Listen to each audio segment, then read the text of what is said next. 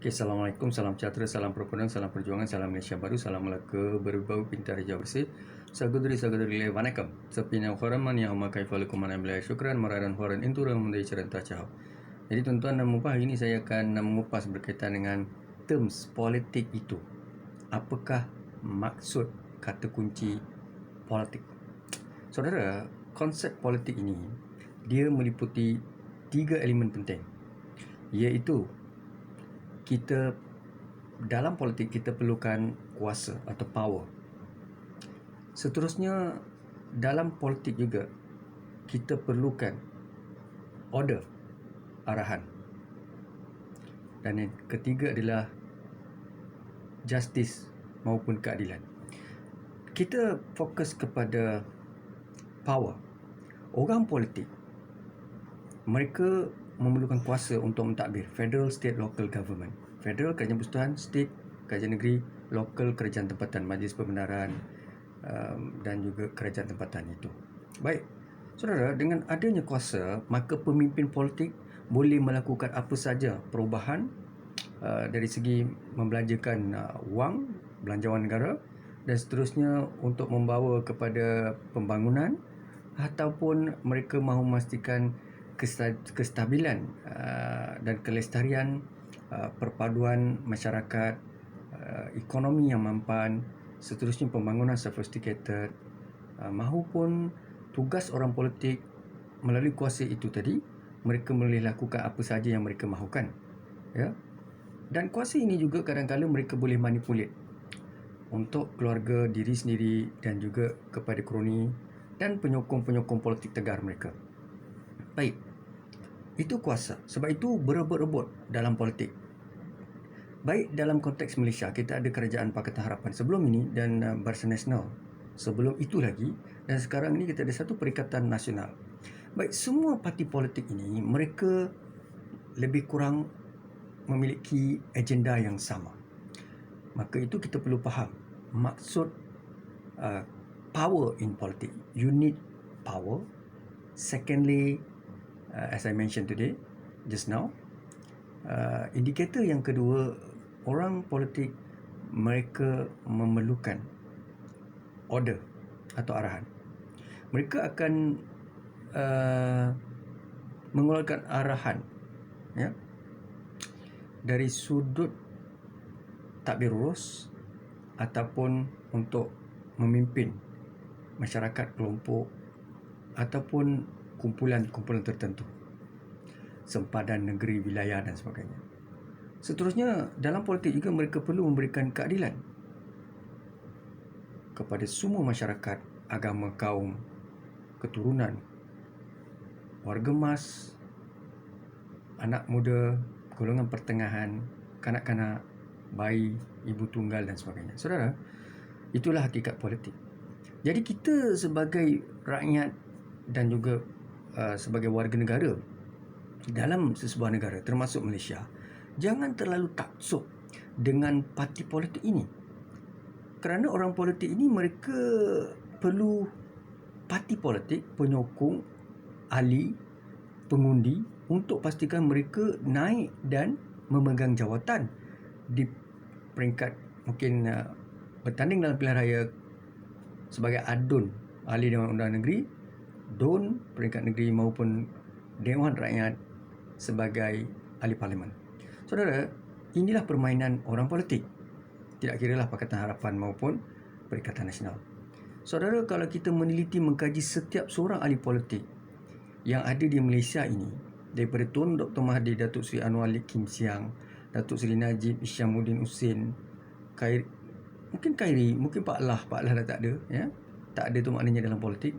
Seterusnya mungkin Datuk Seri Ghani Osman yang dulu, ataupun Datuk Khalid Nordin, maupun Datuk Sabri Cik, maupun siapa saja, ya, Tengku dan Tengku Mansur. Jadi apa perbezaan?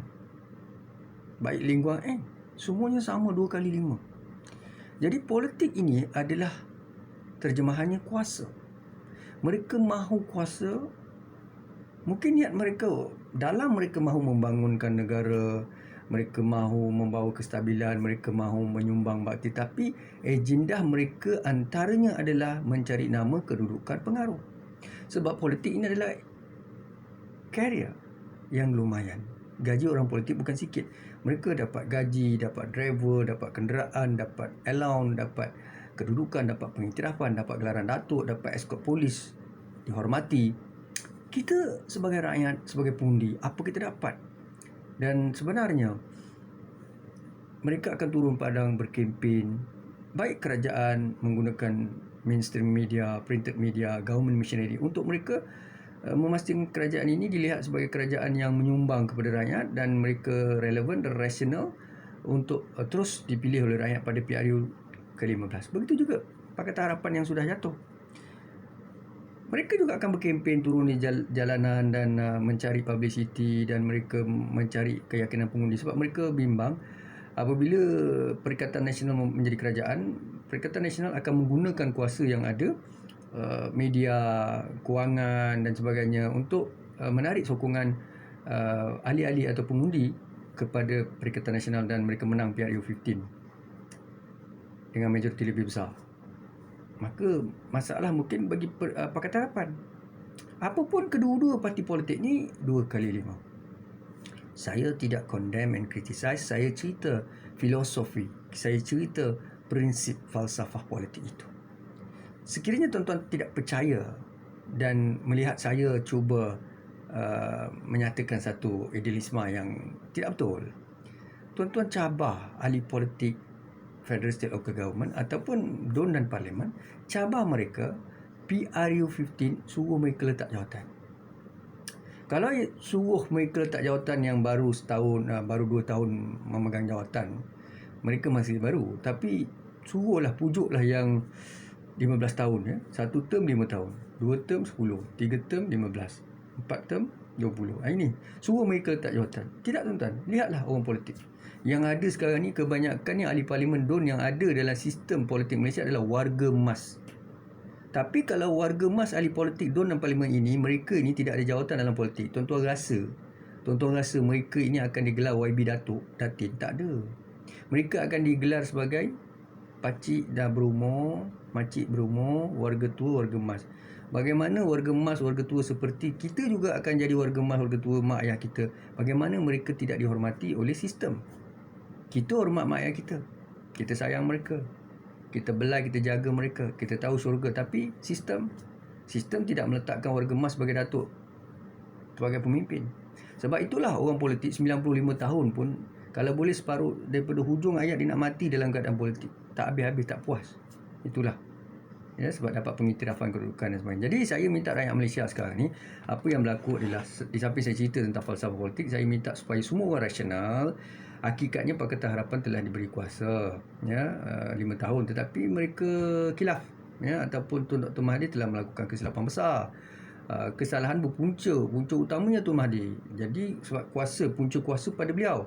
Kalau beliau tidak lepas dan transaksi itu berlaku dengan baik kepada Datuk Seri Anwar Ibrahim, saya rasa Pakatan masih menjadi kerajaan. Dan nak salahkan Datuk Seri Anwar pun 100% tak boleh, sebab dia adalah orang yang menunggu dan mengharap daripada penjara mendapat pengampunan yang Agung dan sebagainya, yang difitnah dan sebagainya. Perjanjian yang telah ada di antara Tun Mahathir, sepatutnya Tun Mahathir permudahkan, tetapi nasi sudah jadi bubur. Tidak boleh kita salahkan Tan Sri Muhyiddin Yassin maupun Perikatan Nasional, kerana Perikatan Nasional dan Tan Sri Muhyiddin Yassin termasuk YB Azmin Ali ni, mereka mengambil peluang ruang yang ada daripada pergolakan dua kuasa politik gergasi antara Tun Dr. Mahathir dan Datuk Seri Anwar Ibrahim. Maka datanglah watak-watak seperti YB Azmin Ali, Tan Sri Muhyiddin Yassin dan sebagainya. Jadi mereka mencari ruang dan peluang untuk, mungkin mereka mahu mentadbir dalam keadaan peluang yang diperoleh. Siapa yang tidak mahu peluang ya? Kita pun dalam hidup kita, walaupun kita sebut istilah khianat, petualang dan sebagainya, sikitol, kita sebut mengambil peluang dan sebagainya, tapi peluang depan mata tuan-tuan, manusia, sifat manusia begitulah. Kalau tuan-tuan rasa tuan-tuan takkan buat, alhamdulillah ya. Tapi orang yang buat tu, jangan salahkan mereka 100%, salahkan orang yang buka ruang itu ya. Kalau pintu rumah pagar tu, mangga tak dikunci, pintu rumah tak dikunci, lepas tu kita marah perompak datang mencuri barang kita, salah siapa tuan-tuan? Siapa yang menggalakkan buka ruang ni? Jadi perompak tu memanglah perompak tu buat satu kesalahan, tetapi yang buka pintu besar-besar ni, yang tak ada satu tanggungjawab kepada menjaga aset, harta dan sebagainya. Jadi bagi saya, Istana Yang Bertuan Agong telah mengiktiraf Tan Sri Muhyiddin Yassin dan Perikatan Nasional. Mereka pun telah mengangkat sumpah hari ini. Jadi tuan-tuan tak payahlah panjang-panjangkan. Tunggu pilihan raya PH. Kalau nak berentaklah pilihan raya akan datang. Dan Barisan Nasional pun sama berentaklah. Jadi siapa yang nak jadi kerajaan, jadi kerajaan. Tapi saya nak beritahu, orang politik 2 kali 5. Jangan terasa hati dengan saya. Orang politik 2 kali 5. Kalau kita tak sud dengan mereka, kita ni memang tak faham lah apa itu permainan politik.